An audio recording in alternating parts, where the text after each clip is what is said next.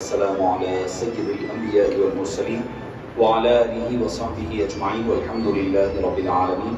فأعوذ بالله من الشيطان الرجيم. بسم الله الرحمن الرحيم. الحج أشهر معلومات فمن فرض فيهن الحج فلا رفث ولا فسوق ولا جدال في الحج. صدق الله العظيم وصدق رسوله النبي الكريم ونحن على ذلك لمن الشاهدين والشاكرين والحمد لله رب العالمين. إن الله وملائكته يصلون على النبي يا أيها الذين آمنوا صلوا عليه وسلموا تسليما. اللهم صل وسلم وزد وبارك على حبيبك سيدنا ونبينا وقدوتنا ومولانا محمد وعلى آله وصحبه أجمعين والحمد لله رب العالمين. نگران محفل شیخ نشیب پر تشریف فرما حضرت مولانا شاہ صوفی عبدالقادر ثانی چشتی صاحب مدت فیوز اور معزز ثناخان رسول اور خصوصاً جناب فرحت اللہ شریف صاحب اور قابل مبارکباد معتمرین کرام و زائرین رسول اکرم صلی اللہ علیہ وسلم. انسان کہ کچھ کام ایسے ہوتے ہیں جو انسان کے بس میں ہوتے ہیں، اس کے اختیار میں ہوتے ہیں، اور کچھ کام وہ ہوتے ہیں جو اللہ تعالیٰ اپنی طرف سے اس کو عطا فرماتا ہے. من جملہ کئی کاموں کے نبی کریم صلی اللہ علیہ وسلم کے روضہ پاک کی زیارت اور اللہ عز و جل کے دیار مبارک کی اس کے گھر کی زیارت، یہ بھی اللہ کی طرف سے ادا کردہ انعامات میں سے ایک انعام ہے. یہ بندہ یہ قدم خود سے اٹھتے نہیں ہیں، اٹھائے جاتے ہیں. قدم یہ اٹھتے نہیں ہیں، اٹھائے جاتے ہیں. یہ آدمی کئی مرتبہ ایسا ہوتا ہے کہ لاکھوں روپیہ رکھ کر کے بھی نہیں جاتے، مگر کسی کے جیب میں ایک روپیہ نہیں ہوتا وہ چلے جائے گا.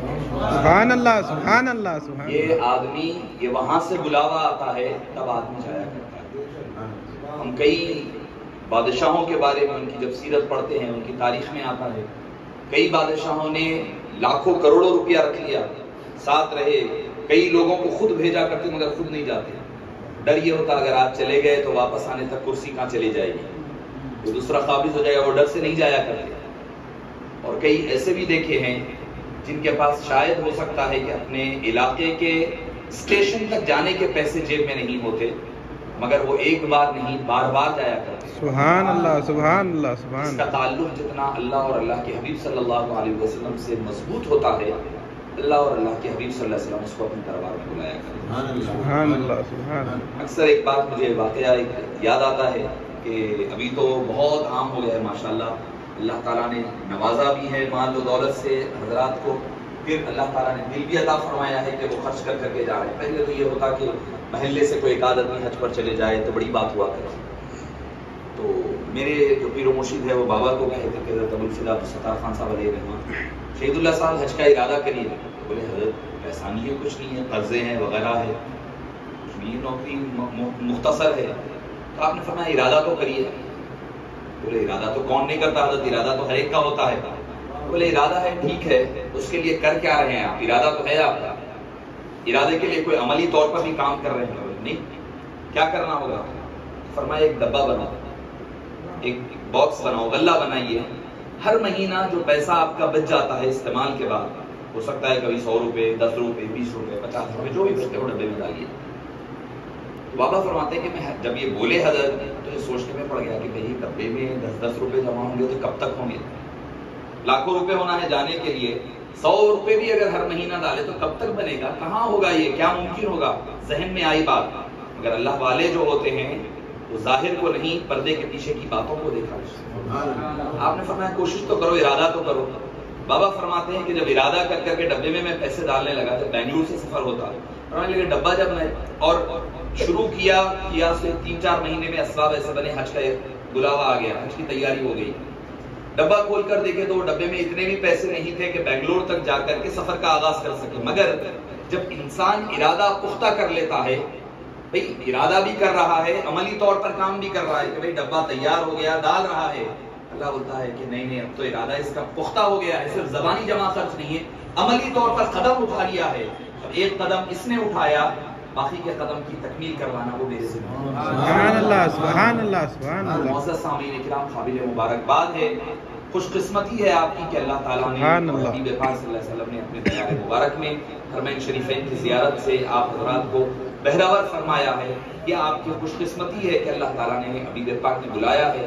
آپ حضرات ہمارے لیے خصوصاً دعائیں فرمائیں کہ اللہ تعالیٰ ہمیں بھی بار بار اپنے اور اپنے حبیب پاک صلی اللہ علیہ وسلم کے دیار مبارک کی زیارت سے سرفراز فرمائے۔ معزز سامعین کرام، فضائل تو آپ حضرات کو معلوم ہی ہیں حج کے، عمرے کے، تبھی تو آپ حضرات ارادہ فرما رہے ہیں، مگر آپ صلی اللہ علیہ میں حضرت کو مبارکباد پیش کروں گا اس اعتبار سے کہ عموماً ہوتا یہ ہے کہ جو حج کو جانے والے زائرین ہوتے ہیں، اکثر جو گروپس والے جو لے کر جاتے ہیں وہ حضرات حاجی حضرات جو ہوتے ہیں ان کی تربیتی کیمپ رکھا کرتے ہیں، ان کی تربیتی ٹریننگ کلاس رکھتے ہیں، مگر حضرت نے اس حدیث پاک پر عمل کرتے ہوئے عمرے کے حضرات کے لیے بھی رکھا۔ آپ صلی اللہ علیہ وآلہ وسلم نے ارشاد فرمایا جب تم حج یا عمرے کے لیے جاؤ تو اس کے مناسک کو سیکھ کر لے جاؤ۔ تو اس حدیث پاک پر کے مصداق بنتے ہوئے حضرت نے آپ حضرات کے لیے ٹریننگ کلاس کا اہتمام رکھا ہے تاکہ آپ حضرات سیکھیں۔ چونکہ کیا ہے، اکثر بعض وقت یہ ہوتا ہے کہ ہم سے کوئی غلطی ہو جاتی ہے تو لوگ کہتے ہیں ہمیں نہیں پتا تھا، یہ اس کے بعد یہ چیز کرنا تھا ہم نہیں کرے، نہیں پتا تھا منصاف ہمارے کو۔ تو نہیں پتا رہنا یہ کوئی ایکسکیوز نہیں ہے، کوئی چھٹنے والا کوئی ذریعہ نہیں بن سکتا۔ اس کی مثال جیسی ہے کہ آپ کو راستے سے آپ گاڑی چلاتے جا رہے ہیں، بس اسٹاپ آیا ہے، ریڈ سگنل آیا ہے، آپ نہیں رکے گاڑی آگے لے کر چلے گئے، پولیس والا آ کر چالان مارے گا، آپ کیا وہاں پر بول سکتے ہیں میرے کو نہیں معلوم تھا ریڈ سگنل پہ رکنا چاہیے؟ نہیں بولتے آپ۔ اگر بولیں گے تو اگر پولیس والا اچھا رہا تو انہیں آپ کا لائسنس بھی کینسل کر دے گا۔ بھائی آپ کو اتنا نہیں معلوم ہے کہ سگنل پہ رکنا، کہاں نہیں رکنا نہیں معلوم ہے، تو آپ ڈبل گناہگار ہوں گے، ڈبل آپ کے اوپر پینالٹی پڑے گی۔ بلا تشبیہ و بلا تمثیل جب ہم حج اور عمرے کے لیے جا رہے ہیں یا دینی معاملے میں کوئی بھی معاملہ ہو، یہ آپ بات نہیں کہہ سکتے کہ مجھے نہیں معلوم تھا۔ نہیں معلوم رہنا یہ خود بڑا گناہ ہے۔ تو اسی لیے حبیب پاک چونکہ زندگی میں آدمی ایک مرتبہ حج یا عمرے کے لیے جاتا ہے، اسی لیے مناسک سیکھ کر جانے کا حکم دیا گیا، سیکھ کر جائیں تاکہ غلطی نہ ہونے پائے۔ اور میں دوسرا مشورہ آپ حضرات کو یہ بھی دوں گا کہ جب وہاں جائیں گے آپ، وہاں جانے کے بعد ہر آدمی مفتی بن جاتا ہے، مفت کے فتوے آپ کو ملنا شروع ہو جاتے ہیں، کوئی یہ کہتا، کوئی وہ کہتا، کوئی وہ کہتا، کوئی یہ کہتا، آپ کنفیوز ہو جاتے ہیں۔ تو آپ حضرات سیکھ لیں، کوئی ایک آدھ کتاب کو منتخب کر لیں کہ بھئی یہی کتاب پڑھنا ہے، بس ختم۔ اگر کوئی مسئلہ آ جائے تو حضرت سے رابطہ کر کے آپ پوچھ لیں، سوال جواب میں سمجھتا ہوں سب سے آسان ترین طریقہ ہوگا۔ آپ وہاں پر کسی سے پوچھیں گے، عقائد کے اعتبار سے وہ لوگ مختلف، پھر مسلکن اعتبار سے بھی آپ حنفی ہے وہ حنبلی ہوں گے، ان کے پاس مسئلہ الگ ہے، آپ کے پاس مسئلہ الگ ہے، تو وہاں پر بھی مسائل پیدا ہوں گے۔ تو اس وجہ سے سیکھ کر چلے جائیں، کوئی ایک عالم دین سے رابطے میں رہیں، اپنے اہل سنت والجماعت کے حنفی عالم سے، ان سے رابطے میں رہیں کہ کوئی مسئلہ آ جائے تو مسئلہ کیا ہے پوچھ لیا کریں۔ میں اختصار کے ساتھ آپ کے سامنے عمرے کا طریقہ کار اور اختصار کے ساتھ زیارت مدینہ پاک رسول صلی اللہ علیہ وسلم کے پیش کرنے کی سعادت حاصل کرتا ہوں۔ دیکھیے عمرہ کیا ہے، یہ اصل میں دیکھا جائے تو حج اصغر ہے، حج اکبر ہے۔ ہم لوگ حج جو جمعے کے دن آئے اس کو عرفہ کے دن کو حج اکبر کہتے ہیں، مگر حدیث کی اور قرآن کی اصطلاح میں دیکھا جائے تو حج اکبر ہر حج کو کہا جاتا ہے، اور جو عمرہ ہوتا ہے وہ حج اصغر ہے۔ آپ صلی اللہ علیہ وسلم نے ارشاد فرمایا ایک عمرے سے دوسرے عمرے کے درمیان ہونے والی سارے گناہوں کو معاف کر دیتا ہے، ایک عمرہ دوسرے عمرے کے درمیان ہونے والے گناہوں کو دھو دیا کرتا ہے۔ تو عمرہ کرنا آپ صلی اللہ علیہ وسلم کی تعلیمات میں بھی ہے اور آپ صلی اللہ علیہ وسلم نے حکم بھی دیا ہے۔ تو جو حضرات حج کر چکے ہیں یا پھر نہیں کر سکتے مالی وسائل کے طور پر یا پھر ڈرا وغیرہ نہیں ہو رہا ہے، تو حضرات کے لیے عمرے کے لیے تشریف لے جائیں۔ اللہ اور کم سے کم زندگی میں ہر آدمی ایک مرتبہ وہ قبلہ دیکھ لے، نگاہوں کا قبلہ بھی دل کا قبلہ بھی۔ سبحان اللہ سبحان اللہ۔ نگاہوں کا قبلہ کعبہ ہے جس کی طرف ہم نماز رخ کر کے نماز پڑھتے ہیں، زندگی میں ایک مرتبہ تو دیکھیں کہ وہ قبلہ کیسا ہے۔ اور دلوں کا قبلہ مدینہ پاک، سبحان اللہ سبحان اللہ سبحان اللہ۔ دیکھنے والی یہی چیزیں ہیں، دیکھنے والی یہی چیزیں ہیں، ورنہ تو آنکھ اللہ نے دی ہوئی ہے اسی چیزوں کے لیے، دیکھنے کی چیزیں یہی ہے۔ یہ ساری دنیاوی چیزیں جو ہم زیب و زینت دیکھ رہے ہیں، یہ ساری چیزیں ہیج ہے اور یہ ختم ہونے والی ہیں۔ کسی سے پوچھا گیا کہ آپ صلی اللہ علیہ وسلم آنکھوں کے حوالے سے آنکھ کیا ہے، تو فرمایا کہ آپ صلی اللہ علیہ وسلم کے دیدار کے لیے، ان کے روضے کے دیدار کے لیے اللہ نے عطا فرمائی. سبحان اللہ سبحان اللہ سبحان اللہ. یہی ہے، یہ دیکھے تو دیکھے، ورنہ یہ نہ دیکھے تو پھر کچھ بھی نہ دیکھا. سبحان دنیا اللہ. ساری دیکھ لی، یہ نہ دیکھا تو کچھ نہ دیکھا. سبحان اللہ. اگر وہ دیکھ لی، یہ ساری چیزیں نہ دیکھی تو پھر کچھ نہیں دیکھا. معزز سامعین کرام، عمرہ کیا ہے کہ اللہ عز و جل کی رضا کے لیے، اس کی خوشنودی کے لیے آدمی عازم ہوتا ہے، ارادہ کرتا ہے اللہ کے دربار میں حاضری کا. جب اللہ کا دربار بڑا ہے تو اس کے آداب بھی بڑے ہیں، اس کے رولز ریگولیشنز بھی بڑے ہیں. ہر ایک دربار کا ایک ادب ہوتا ہے. جتنا بڑا دربار ہوگا اتنے بڑے آداب ہوں گے، اتنا اہتمام کرنا پڑے گا. جب آدمی عمرے کے لیے جاتا ہے تو آدمی، اس کی باؤنڈریز ہے چاروں طرف سے، وہ باؤنڈریز آدمی بغیر احرام کے کراس نہیں کر سکتا، چاہے حج کرے چاہے عمرہ کرے. احرام میں جائے، احرام کی 2 چادریں بغیر سلی ہوئی سفید چادریں ہوتی ہے جو آدمی کو اپنی حساب سے، مرد حضرات کے لیے، خواتین کے لیے احرام ویسے کچھ نہیں ہے، عام ان کے کپڑے جو ہوتے ہیں وہی احرام ہوتا ہے. البتہ سر کے جو بال ہوتے ہیں وہ سارے کور کرنا ہوتا ہے خواتین کے لیے. مرد حضرات کے لیے بغیر سلے ہوئے 2 چادریں سفید رنگ کی ہوگی، ٹھیک ہے. اس کو باندھنے کے لیے بیلٹ وغیرہ استعمال ہو سکتا ہے، چاہے وہ لیدر کا ہو چاہے پلاسٹک وغیرہ، دوسرے آج کل کئی فیبرکس نکل گئے ہیں، آپ اس کو استعمال کر سکتے ہیں تاکہ ایک تو پیسے وغیرہ، ضروری ڈاکیومنٹس کی حفاظت بھی ہو، موبائل وغیرہ کی، پلس یہ کہ آپ کا احرام بندھا ہوا رہے، تہبند آپ کا رکا رہے، گر نہ جائے، کھل نہ جائے.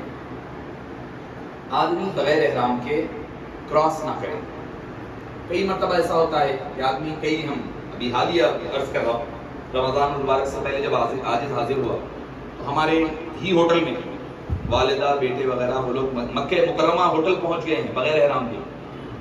بغیر احرام کے بعد میں نے بعد میں جب احباب کے ذریعے سے مسئلہ انہوں نے پوچھا تو میں نے پوچھا بھائی کیوں آ گئے آپ ایسا؟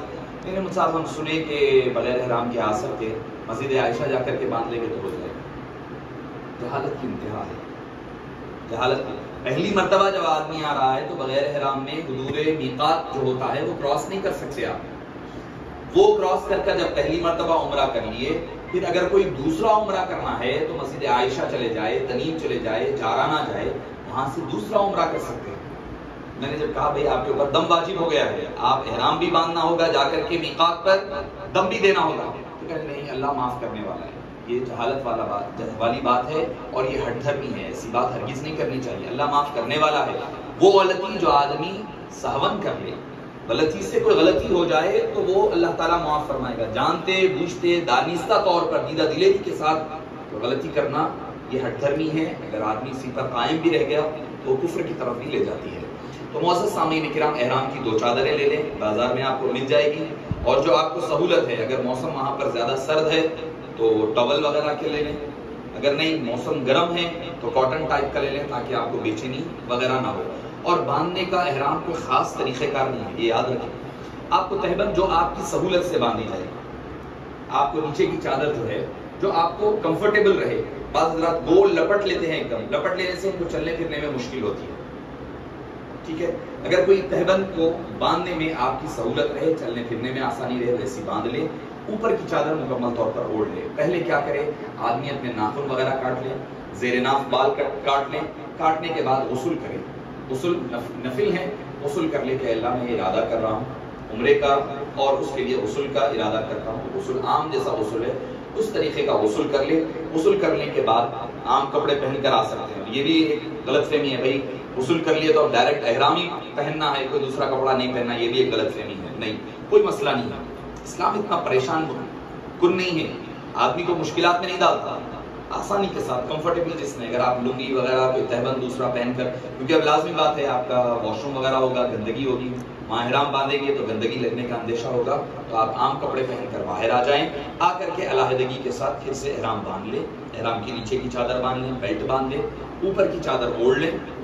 اگر کوئی آدمی نہانے کے بعد احرام باندھنے سے پہلے عطر لگانا چاہتا ہے تو جسم پر عطر لگا سکتے ہیں، کیونکہ آپ ابھی نیت نہیں کرے، احرام بھی نہیں باندھے. اور احرام کہتے کس کو ہے؟ احرام وہ 2 چادروں کا نام نہیں ہے، لباس ہے وہ. احرام جو پابندیاں رہتی ہے اس کا نام ہے. کیا ہے پابندیاں؟ ناخن نہیں کاٹنا، بال نہیں کاٹنا، شکار نہیں کرنا، ٹھیک ہے. زوجہ بیوی وغیرہ کے قریب میں جانا، یہ جو پابندیاں ہیں، کسی جانور کا شکار نہیں کرنا، ان عطر نہیں لگانا، ان پابندیوں کا نام احرام ہے اصل میں۔ چادر خراب ہو جائے، مثال کے طور پر کوئی آپ سفر میں جا رہے ہیں، یہاں سے بیٹھ کے جا رہے ہیں، پلین میں گندگی تھی، واش روم وغیرہ میں چادر گندی ہو گئی، پیشاب کے قطرے اچھل گئے، تو آپ چادر چینج کر سکتے ہیں۔ حضرات کیا سمجھتے ہیں چادر ہی احرام ہے، یہ اتارے تو عمرہ ختم ہو جاتا، دم واجب آ جاتا؟ نہیں ہوتا۔ وہ جو پابندیاں آپ کے اوپر ہے لگی ہوئی، ان پابندیوں کا نام احرام ہے۔ محرمات جو آپ کے اوپر ہوں گی اس کی اصل ضرورت ہے۔ اگر چادر خراب ہو جائے تو چادر چینج کر سکتے ہیں، چادریں اوڑھ لیں، سر کو کور کر لیں، ٹوپی پہن کر کے یا چادر ہی اوڑھ لیں، اوڑھ کر 2 رکعت نماز پڑھیں۔ اگر فجر کی نماز کے بعد ہے یا عصر کی نماز کے بعد اگر آپ احرام باندھ رہے ہیں تو نہیں پڑھیں، کیونکہ وہ وقت نماز پڑھنا درست نہیں ہے۔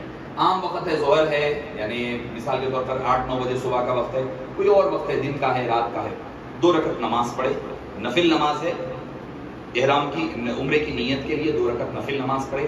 پہلی رکعت میں سورہ فاتحہ کے بعد قل یا ایھا الکافرون پڑھے، دوسری رکعت میں سورہ فاتحہ کے بعد قل ھو اللہ احد پڑھے۔ نماز ختم ہو جائے، ختم ہوتے ہی سر کے اوپر جو بھی ڈھانکا ہوا ہے وہ چیز نکال دیں۔ خواتین جو سر کا احرام باندھ لیے تھے وہ ویسے ہی رہیں گے، ان کو کچھ بھی نہیں کرنا ہے۔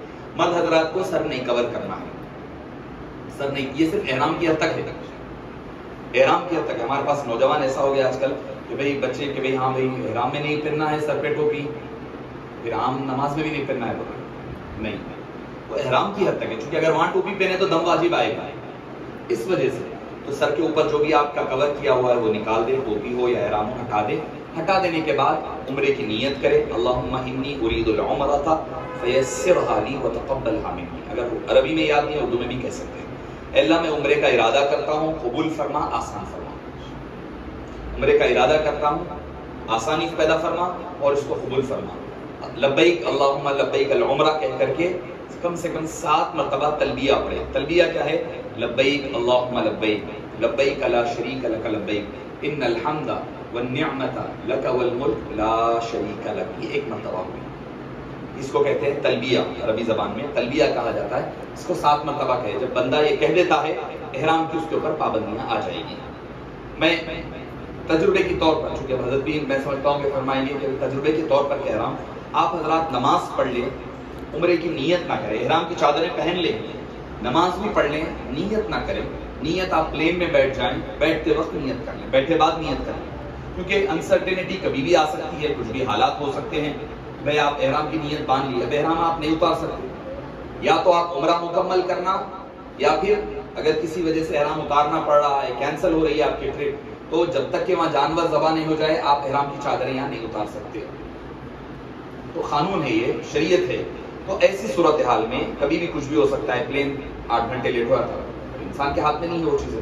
آپ ایئرپورٹ پہ پہنچے رہتے، کوئی بھی کچھ بھی نہیں کر سکتے۔ آپ پہنچے، بھائی یہ پلین جو ہے آپ کا 8 گھنٹے لیٹ ہے، آپ کو گھر آ جانا پڑتا واپس۔ تو ایسی صورتحال اگر ہو جاتی ہے تو اگر آپ نیت نہیں کرے تو جسم کا جو احرام کی جو چادریں آپ نے پہنی تھی وہ اتار سکتے ہیں، کم سے کم آپ کے اوپر احرام کی پابندیاں لازم نہیں آتی۔ تو آپ نماز پڑھ لئیے، نماز پڑھ کر کے ایئرپورٹ چلے جائیے، جا کر پلین پر بیٹھ جائیے۔ پلین میں بیٹھنے کے بعد جب نکل رہا پلین اس وقت آپ نیت کر لیں۔ بعض وقت ایسا بھی ہوتا پلین میں بیٹھ کے ہو گئی، چلو آئے وقت یلملم آئے وقت ہم نیت کریں گے، بولیں گے، کبھی نیند لگ جاتی ہے آپ نے تو مشکل ہو جائے گی، تو لہٰذا پلین سٹارٹ ہوتے ہی اسی وقت جو ہے نیت کر لیں آپ عمرے کی۔ عمرے کی نیت، اللہم انی ارید العمرۃ فیسرھا لی وتقبلھا منی، اے اللہ میں عمرے کی نیت کرتا ہوں، آسان فرما، قبول فرما۔ اب آپ احرام کی پابندیوں میں آ گئے، اب آپ چلیں گے حیدرآباد ایئرپورٹ سے جدہ ایئرپورٹ، مدینہ پاک، جیسا بھی ہے آپ کا سفر، پہنچنے کے بعد آپ مکہ مکرمہ جائیں گے، ہوٹل میں اپنے سامان وغیرہ رکھ لیں، رکھ کر اگر آپ چاہ رہے ہیں تو کچھ کھا پی کر کے فریش ہو جائیں، تھوڑی دیر اگر کوئی سونا چاہتا ہے تو سو بھی لے، کوئی مسئلہ نہیں ہے۔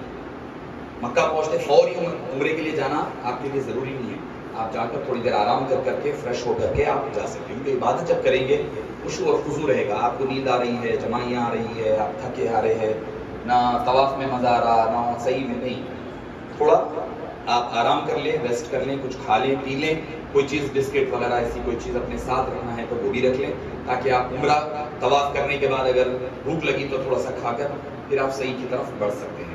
تو ایک چیز ہو گئی آپ کی یہ کہ آپ طواف کر ہوٹل جا کر سامان وغیرہ رکھ لیں، فریش ہو کر کے تازہ وضو کر لیں، تازہ دم ہو جائیں، اگر احرام کی چادر کو کوئی گندگی لگی ہے تو احرام کی چادر بھی چینج کر لیں. کر کے اب آپ جانا ہے مکہ مکرمہ کے لیے. گھر سے نکلے, ہوٹل سے نکل کر کعبۃ اللہ شریف پہنچے, مسجد حرام میں پہنچ کر جہاں کہیں داخل ہونے کے بعد موقع مل جائے تو وہاں پر 2 رکعت تحیۃ المسجد پڑھ لیں, تحیۃ الحرم بھی کر لیں, 2 رکعت نماز پڑھ لیں.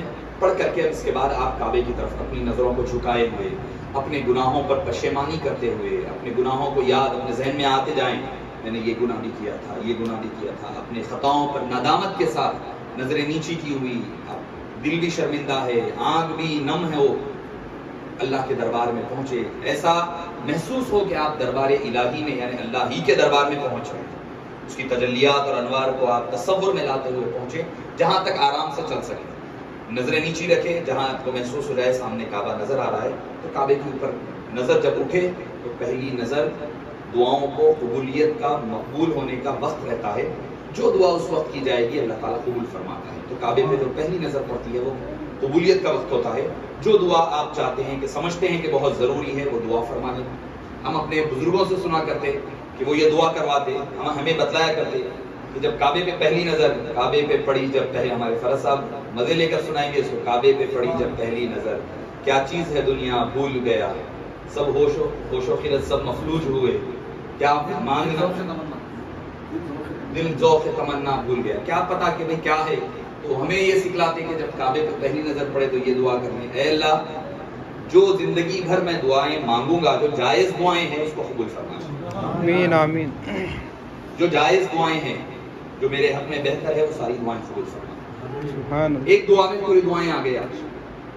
بہرحال جو دعا آپ کو کرنا ہے کر لیں. کر کے اب اس کے بعد چادر اوڑے ہوئے تھے آپ دونوں کانوں پر سے, اب کیا کرنا ہے آپ کو, رائٹ شولڈر کے اندر سے لے لینا ہے احرام کی چادر. ادھر تو کاندھا کور ہوگا, رائٹ کاندھا, رائٹ شولڈر آپ کا, رائٹ ہینڈ انکور ہو جائے گا, یعنی احرام کی چادر ادھر نیچے سے آ جائے گی بغل کے اندر سے. یہ ڈال لیں.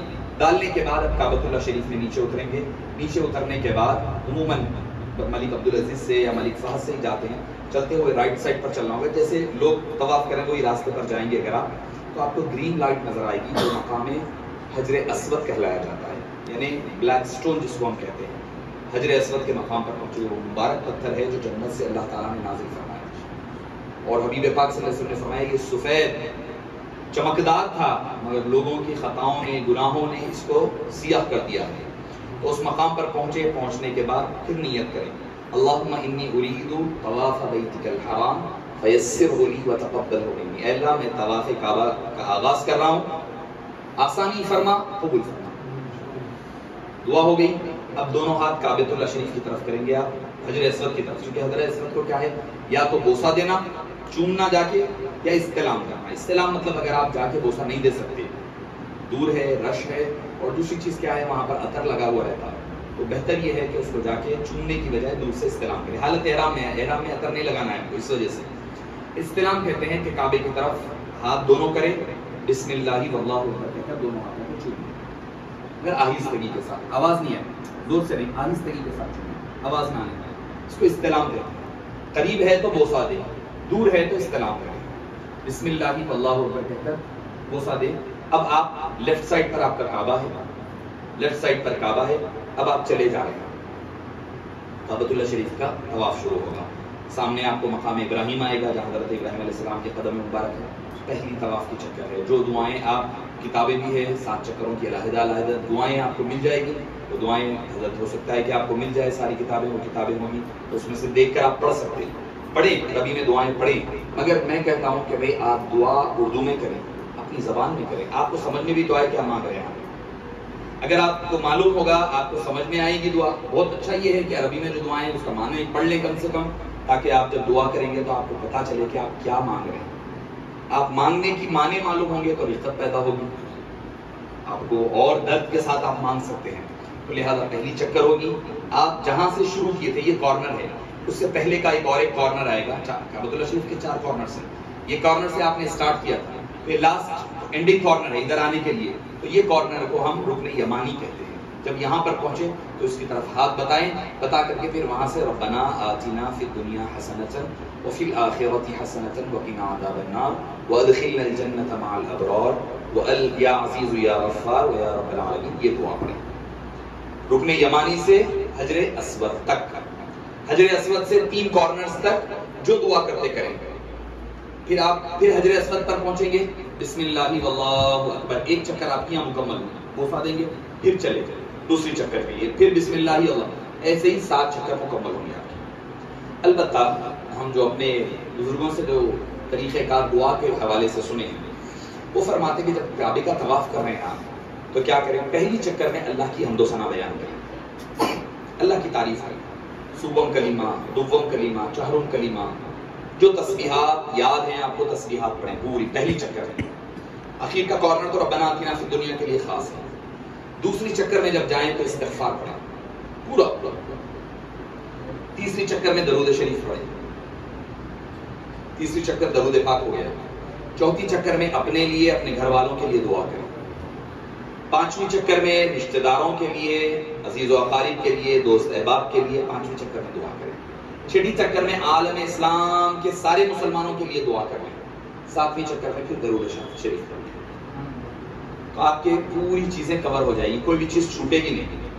اور چکر بھی آسانی سے یاد ہے, انگلیوں پہ یاد رکھنے کی ضرورت نہیں. ارے بھائی آپ استغفار پڑھیں, ہاں یہ دوسری چکر ہے. اپنے لیے دعا ہو رہی, ہاں یہ چوتھی چکر ہے. اور پھر درود پاک حدیث پاک میں ہے, جو دعا سے پہلے اور دعا کے بعد میں درود شریف پڑھ لے وہ دعا رد نہیں ہوتی. درود شریف آغاز میں ہو گیا, درود شریف اینڈنگ میں ہو گیا, دونوں طرف آ جائے آپ کی دعا دونوں طرف محفوظ ہو گئی. اللہ تعالیٰ کی یہ شان تو نہیں ہے کہ بھئی درود کو قبول کر لے, آپ کی دعا کو چھوڑ دے, نہیں. ادھر کی درود بھی قبول ہو جائے گا, ادھر کا درود بھی قبول ہوگا, ان دونوں کے درمیان آپ کی دعا بھی قبول ہو جائے گی. تو معزز سامعین کرام, یاد رکھنے کے لیے کہا ہوں, ورنہ آپ کی اپنی مرضی ہے کہ جو دعا آپ کرنا چاہتے ہیں کریں. ساتویں چکر کل جب پہنچیں گے پھر ویسے ہی بسم اللہ واللہ اکبر کہہ کر کے ہاتھ کو بوسا دیں گے, پیچھے کی طرف ہٹ جائیں گے. مقام ابراہیم یعنی جو آپ درمیان میں ایک اونچا سا چبوترے کے اوپر گول کانچ کے کور میں نظر آتا ہے, کعبۃ اللہ شریف کی گیٹ, دروازہ, دروازے کے بالکل پیچھے ہے مقام ابراہیم. اس کے بالکل پیچھے آ جائیں, آ کے جہاں کہیں نماز کے لیے موقع ملے, یا وہاں یا مسجد حرام میں کہیں بھی واجب الطواف نماز ہے وہ ادا کریں. 2 رکعت نماز, پہلی میں سورہ کافرون, دوسرے میں قل هو اللہ احد. 2 رکعت نماز پڑھنا ہے, یہ واجب ہے. اگر آپ کا عمرہ عصر کے بعد طواف ختم ہوا تو عصر کے بعد تو نہیں پڑھنا ہے نماز آپ, یا تو آپ مغرب تک رک جائیں, رک کر نماز پڑھیں, پڑھ کر کے طواف صحیح شروع کریں. نہیں, اگر آپ جلدی میں ہیں, جلدی کرنا چاہ رہے ہیں تو نماز پڑھے بغیر صحیح کے لیے چلے جائیں, صحیح کر لیں, شروع تو کر لیں. نماز مغرب کا وقت ہو جائے گا تو اس کے بعد آپ واجب الطواف 2 رکعت پڑھ لیں, پڑھ کر اس کے بعد پھر صحیح مکمل کریں. یا اگر صحیح ہو بھی گئی ہے تو بعد میں بھی پڑھا جا سکتا ہے, مگر عصر کی نماز کے بعد اور فجر کی نماز کے بعد آپ واجب الطواف کی نماز نہیں پڑھ سکتے. 2 رکعت نماز پڑھیں گے, اللہ سے گڑ گڑا کر کے دعائیں کریں, جو دعا مانگتے ہیں کریں. اگر ملتزم یعنی حجر اسود اور کعبے کی ڈور کے درمیان کا ایک علاقہ ہے, اس کو ملتزم کہا جاتا ہے, اس مقام پر جا کر کے وہاں ٹھہر کر کے پیچھے بھی ہو جائے تو ٹھہر کر کے دعائیں کریں. اللہ تعالیٰ وہ بندوں کی دعاؤں کو رد نہیں فرماتا, اس مقام پر دعائیں قبول ہوتی ہیں. اب اس کے بعد آپ زمزم پی لیں, زمزم جتنا پی سکتے ہیں پی لیں, یا کچھ آپ بسکٹ وغیرہ کچھ رکھ لیے ہیں ساتھ میں تو وہ کھانا ہے تو کھا بھی لیں, تھوڑا ریفریش ہو جائیں. ہو کر آپ صفا کی طرف جائیں. کعبۃ اللہ شریف اس طرف ہوگا تو صفا کی پہاڑی یہ ہوگی, مروہ کی پہاڑی یہ ہوگی, درمیان میں کعبہ رہے گا. سمجھنے کے لیے بتا رہا ہوں, درمیان میں کعبہ ہے, صفا یہ ہوگی, مروہ یہ ہوگا. آپ اس طرف چلے جائیں گے, جا کر کے آپ کارنر میں ٹھہریں گے تو کعبہ نظر آئے گا وہاں سے. پھر دعا کریں, اللہم انی ارید السعی بین الصفا والمروہ فیسرہ لی وتقبلہ منی. اے اللہ, میں صفا مروہ کے درمیان صحیح کرنے کا ارادہ کر رہا ہوں, آسان فرما, قبول فرما. بسم اللہ واللہ اکبر کہہ کر بوسا لے لیں. اوپر سے اب اتریں, ان الصفا والمروہ من شعائر اللہ. صفا سے مروہ, کعبۃ اللہ شریف میں آپ کمپلیٹ راؤنڈ لیے تو ایک شوط ہو رہا تھا, یعنی ایک 1 کمپلیٹ راؤنڈ ہو رہا تھا, مگر یہاں ایسا نہیں ہے, یہاں سنگل راؤنڈ ایک کنسیڈر ہوگا. صفا سے مروہ ایک چکر, مروہ سے صفا دوسری چکر, پھر صفا سے مروہ تیسری چکر, مروہ سے صفا چوتھی چکر. تو اس طرح آپ کی انڈیویجول ایک ایک چکر کاؤنٹ ہوگی. اگر کمپلیٹ راؤنڈ کریں گے کاؤنٹ تو 3.5 چکر ہوں گے آپ کے. صفا سے شروع ہوگا, مروہ پہ اینڈ ہوگا. احرام کی جو چادریں آپ نارمل حالت میں لیں گے, ابھی بھی آپ نہ بال کاٹ سکتے نہ کسی اور کے. اکثر وہاں پر ایک اور ایک غلطی جو اکثر ہوتی لوگوں سے, جو دوسرے احباب رہتے ہیں ان کا عمرہ ختم ہو گیا, انہوں نے بولتے ہیں ذرا میرے بال کاٹ دو. نہیں کاٹنا, کیونکہ آپ کی عمرہ مکمل نہیں ہوا. بال آپ کے بھی نہیں کاٹنا, کسی اور کے بھی نہیں کاٹنا. پہلے اپنا عمرہ مکمل ہو جائے, کامل ہو جائے, اس کے بعد آپ جو چاہے کر سکتے ہیں. تو صفا سے مروہ، مروہ سے صفا، صفا سے مروہ، مروہ سے، یہ 7 چکر ہوں گے۔ اس دوران آپ جو چاہے پڑھیں، قرآن کریم کی تلاوت کرنا ہے تو بھی کر سکتے ہیں، جو دعائیں کرنا ہے کریں۔ آپ اس دوران اگر کچھ درمیان میں بھی اگر تھک گئے تو بیٹھ بھی سکتے ہیں، کوئی نماز کا وقت درمیان میں آ جائے تو نماز بھی پڑھیں، پڑھنے کے بعد وہی مقام سے اسی مقام سے پھر کنٹینیو جاری رہے گا۔ ایک اور اہم مسئلہ، طواف میں وضو کمپلسری ہے، بغیر وضو کے اگر آپ طواف کریں اور عمرہ مکمل ہو گیا آپ کا، احرام اتار دیے تو آپ کے اوپر دم واجب آئے گا۔ بغیر وضو کے طواف کعبہ نہیں ہو سکتا، واجب ہے تب وضو، طواف کے لیے وضو واجب ہے۔ میں اس لیے کہہ رہا ہوں، اکثر کیا ہوتا، اکثر ذہن بھی نہیں جاتا لوگوں کا اس طرف، آپ جا رہے ہیں، کسی کی ٹھوکر لگ گئی، کوئی ویل چیئر کا مار لگ گیا، خون نکل جاتا پیر پہ، اکثر ہوتی ہے یہ چیزیں وہاں، آپ کو انگلی زخمی ہو گئی، پیر مار لگ گیا پیر کو، خون بہ رہا، آپ کا ذہن نہیں جاتا کہ خون نکلنے سے وضو ٹوٹ جاتا، آپ یہ سمجھتے طہارت ہو گئے تو وضو ٹوٹے گا، خون نکلا بھی تو وضو ٹوٹ جاتا، خون نکل کر اپنی جگہ سے بہ جائے تو بھی وضو ٹوٹ جاتا۔ تو اگر ایسا ہو گیا تو جہاں وضو ٹوٹا وہیں سے جا کر وضو کر وہیں سے آ کر پھر کنٹینیو کرنا طواف۔ صحیح میں فضیلت یہ ہے، افضل یہ ہے کہ وضو کے ساتھ کرے۔ اگر ولو بالفرض کوئی ضعیف صاحب ہے، کوئی وضو ٹوٹ بھی گیا ہے، صحیح کے درمیان جا کے باہر وضو نہیں کر سکتے، کوئی مسئلہ ہے، تو پھر بھی صحیح جائز ہے، مگر افضل یہی ہے کہ وہ بھی وضو کے ساتھ کرے۔ مگر طواف کے لیے کمپلسری ہے وضو۔ تو صحیح مکمل ہوئی آپ کی مروہ کے مقام پر، وہاں جانے کے بعد ہر وقت جب صفا پہ آئے بسم اللہ واللہ اکبر، کعبے کی طرف اشارہ کر کر بوسہ لے۔ مروہ کے پاس سے آپ کو کعبہ نظر نہیں آتا، پورا کور ہے کمپلیٹلی، تو جہاں پر ٹائلز آپ کے بچھے ہوئے، جو ڈائریکشن میں ٹائلز بچھے ہوئے، سمجھ جانا وہ ڈائریکشن آف کعبہ ہے، اس طرف رخ کر کے بسم اللہ واللہ اکبر استلام کر کر پھر چلے جائیں گے۔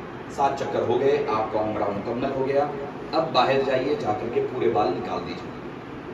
2 طریقے کار ہے، ایک تو حلق ہے، ہمیں کمپلیٹ پورے بال نکالنا ایک طریقہ، دوسرا طریقہ کار ہے قصر، شارٹن کروانا، چھوٹے کروانا بال۔ چھوٹے کتنے کروانا؟ پورے سر سے ایک ایک انگل بال کم سے کم چھوٹا ہونا، اس کو قصر کہا جاتا ہے۔ آپ وہاں جائیں گے تو اب دیکھیں گے، آپ لوگ جا رہے ہیں تو اب دیکھیں گے کوئی رہتے وہاں پر ٹھہر کے ادھر سے 4 بال، ادھر سے 4، ادھر سے 4، ادھر سے 4، ادھر سے 4، ہو گیا عمرہ ہو گیا، نہیں ہوتا یہ قصر۔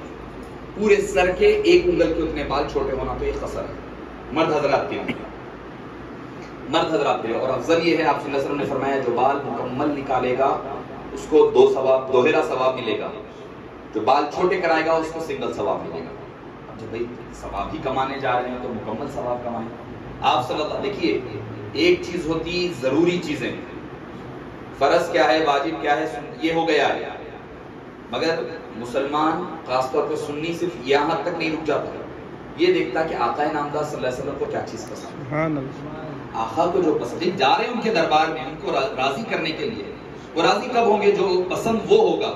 حبیب پاک صلی اللہ علیہ وسلم کو پسند کیا ہے؟ پورے بال کا حلق کروا لینا، یہ پسند ہے، تو پورے بال نکلوا دیں۔ اب رہی بات خواتین کی، خواتین کیا کرنا؟ اپنی چوٹی پکڑنا، پکڑ کے انگلی میں موڑ لینا، پورا ایک فولڈ لے لینا ہے، نیچے سے آخر سے لے کر نیچے سے کاٹ لینا، ایک انگل بال ان کے کٹ جائیں گے، چھوٹی انگلی کے بال مثل جو ہے بال ان کے جب نیچے سے پکڑیں گے، پکڑ کر فولڈ کر لینا انگلی میں بال کی ایک چوٹی لاسٹ سے، چاہے تو وہ خود کاٹ لے یا مرد حضرات اپنے بال کٹوانے کے بعد ان کے بھی کاٹ دے سکتے ہیں، مگر یہ یاد رکھیں حدود حرم میں ہی کاٹنا ہوگا، حدود حرم میں ہی کاٹنا ہوگا۔ اگر مثال کے طور پر آپ جدہ جا رہے ہیں، بھائی احرام ہو گیا نا، میرا عمرہ تو ہو گیا، جدہ جا کے بال کٹاتا ہوں بولے تو دم واجب آیا، مرد ہو یا عورت ہو دونوں کے لیے ضروری ہے کہ بال حدود حرم میں ہی کاٹنے، یہ آپ کا عمرہ ہو گیا مکمل، عمرہ مکمل ہو گیا۔ عمرے کے دوران فحش کلامی، گندی بات وغیرہ نہ کرنا، زبان پہ بھی قابو رکھنا، دل پہ بھی قابو رکھنا، تاکہ اللہ کو راضی کرنے کے لیے آئے ہیں تو اللہ ہم سے راضی ہوا کرے۔ اگر کوئی حضرات کو سوالات ہیں تو آخر میں پوچھ سکتے ہیں، میں مدینہ پاک کے حوالے سے 2-4 باتیں، ویسے تو کہنے کے لیے کیا ہے، حاجیو آؤ شہنشاہ کا روضہ دیکھو، کعبہ تو دیکھ چکے، کعبہ دیکھو، سبحان اللہ۔ وہاں پر مکے میں آسی کرم ڈھونڈتا ہے، مدینے میں آسی کو کرم ڈھونڈتا ہے، سبحان اللہ سبحان اللہ سبحان اللہ۔ آپ لبیک لبیک پکار کر آئے، یہاں پکارنا نہیں ہے، سانس بھی آہستہ لے، دربار رسالت ہے یہ، وہاں پر آپ اللہ کو ڈھونڈ رہے ہیں، اللہ کی رحمت کو ڈھونڈ رہے ہیں، یہاں پر اللہ کی رحمت آپ کو تلاش کر رہی ہے۔ کعبے میں حج ہوتا ہے، کعبے میں عمرہ ہوتا ہے، قبول مصطفیٰ کے قدموں میں، سبحان اللہ، بے شک سبحان اللہ، صلی اللہ علیہ وسلم کے قدموں میں قبول ہوتا ہے، ہمیں قبول کروانا ہے۔ لوگ کہتے ہیں کہ بھئی حج کر لیے، کیا فرض ہے کیا؟ عمرہ کرے تو کیا واجبات میں سے ہے کہ مدینہ جانا؟ نہیں، یقیناً اہل دل کے لیے حضرت صحابہ کرام خود جب بھی عمرے کے لیے یا حج کے لیے جاتے تو حبیب پاک کے دربار میں فوری حاضر کیا. اور آپ صلی اللہ علیہ وسلم نے حدیث پاک میں خود فرمایا من حج فلم یزر قبری فقد جفانی. بیلمی شریف نے نقل فرمایا ہے کہ جو کوئی حج کرے اور میری زیارت، میرے قبر کی زیارت نہیں فرمایا، میری زیارت فرمایا. جب آدمی زیارت کے لیے جائے تو یہ نہ تصور کرے کہ روضہ آپ صلی اللہ علیہ وسلم کی قبر مبارک کی طرف، نہیں، آپ صلی اللہ علیہ وسلم کی خود زیارت دربار میں حاضری کے لیے حاضر. سبحان اللہ سبحان اللہ سبحان اللہ. نہیں، یہ نہیں کہ خالی قبر مبارک یا قبر ہے یا وہ ہے یا ویڈیو ہے یا فوٹو ہے، نہیں. ایسا جیسا کہ شرمسار ہو کر کے بندہ آیا ہے، سرکار دربار میں آپ کے وہاں پر تو آپ کے حکم پر عمرہ تو کر آیا ہوں، قبولیت آپ کے دربار میں پیش کر. تو معزز سامعین کرام، آپ صلی اللہ علیہ وسلم فرمایا جو کوئی حج کرے اور میری زیارت نہ کرے، فرمایا فقط جفانی، اس نے ہمارے ساتھ ظلم کیا. آپ اندازہ لگائیے. پھر فرمایا من زار قبری وجبت له شفاعتی، جو کوئی میرے قبر کی زیارت کرے اس کے لیے میری شفاعت واجب ہے. خود قرآن کریم کا بھی حکم ہے وَلَوْ أَنَّهُمْ ظَلَمُوا أَنفُسَهُمْ جَاءُوكَ فَاسْتَغْفَرُوا اللَّهَ، کہ جب کوئی تم میں سے کوئی ظلم کر لے اپنی جانوں پر تو چاہیے کہ وہ جاؤکا کے حبیب کے دربار میں آئے، استغفر اللہ، اللہ سے استغفار کرے. واستغفر لهم الرسول، اور رسول ان کے لیے اللہ کے دربار میں استغفار کرے. لوجدوا اللہ توابا رحیما، تو آپ اللہ کو خوب توبہ قبول کرنے والا، خوب رحم فرمانے والا پاؤ گے.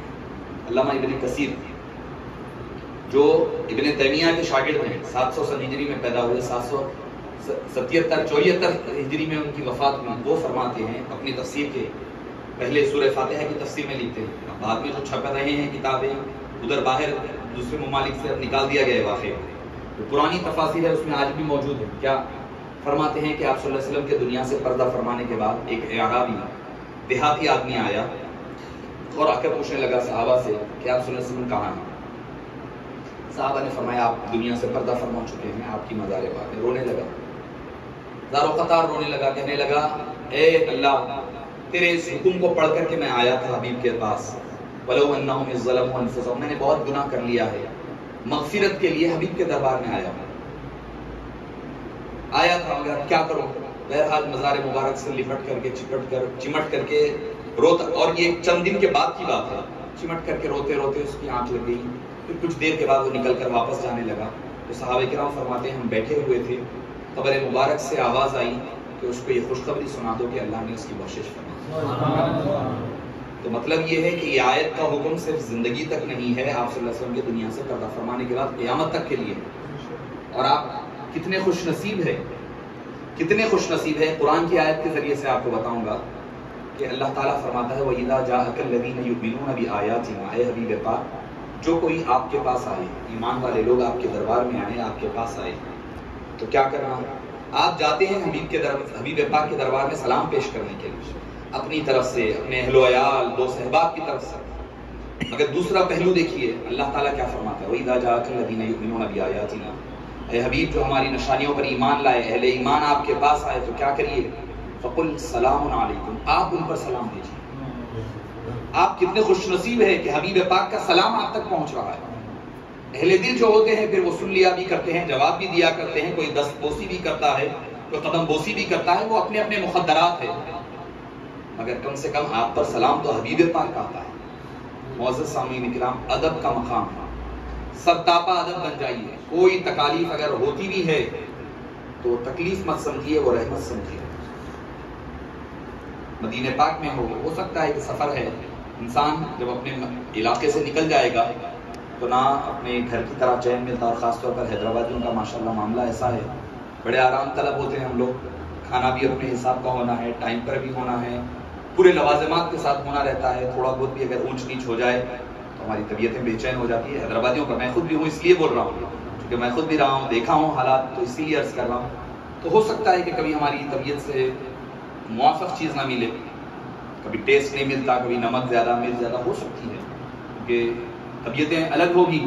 اگر ایسا کچھ ہو جائے تو کوئی کمپلین بھی نہیں کرنا، خاموش کرنا، صبر کرنا، اس پر بھی آپ کو ثواب ملنے والا ہے. حبیب دعوت صلی اللہ بابا اکثر فرماتے کہ ایک صاحب کو کیا ہوا، سردی ہو گئی، مدینہ پاک گئے، سردی ہو گئی، تو وہ دوست احباب کے سامنے کہنے لگے کہ بھئی میں دہی کھا لیا تھا، لبن دہی ہوتا ہے وہ کھا لیا، تو چونکہ سرد طبیعتاً ہوتا ہے، میں نے لبن دہی کھا لیا، اس وجہ سے سردی ہو گئی۔